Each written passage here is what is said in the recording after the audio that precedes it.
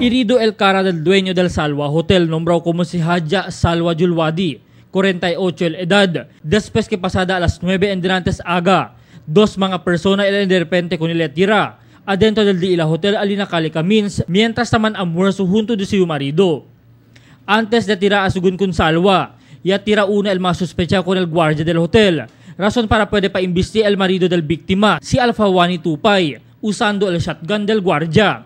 Y el mga sospechado en de repente ya escapa. Por causa ng miedo del mga sospechado riding in tandem, ya pwede sila deja con el Dila Negro XR motorsiklo que tiene placa JQ4996.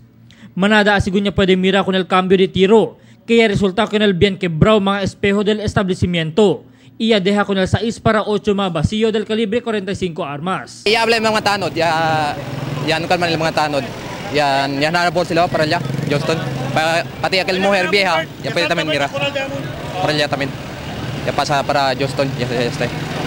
Para atrás lang na pwede claro el carro. ¿Cuál es el forma del cabeza baga? Semicalvo. El 1. Alto po.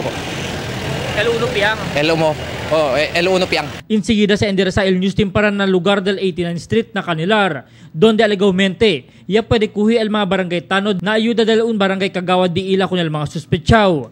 Y cuando ya liga na lugar, el mga barangay tanod ya entrega ya con el mga sospechao na custodia del pulis, que en aquel tiempo ya endereza también el lugar para conducir con el manhunt operation. Claro que herido pa el mga sospechao que ya conoce como kada Ernesto Bello, asigun residente del barangay Vitali, y este un aligaw kafgu, nombrado como si Silbert Villarreal del Ipil Zamboanga Sibugay.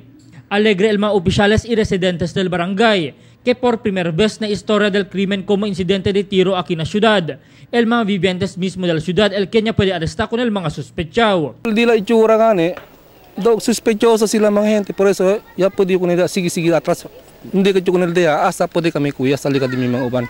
Enseguida se eleva con el mga sospechao na opisina del Police Station 11 alinamando pulisya lokal por el propio interrogasyon kanila para pwede saber si ken el verdad cabeza pensante na krimen. Na follow-up investigation del Criminal Investigation and Detective Management na encabezamiento de Policía Inspector Arlan de Lumpines.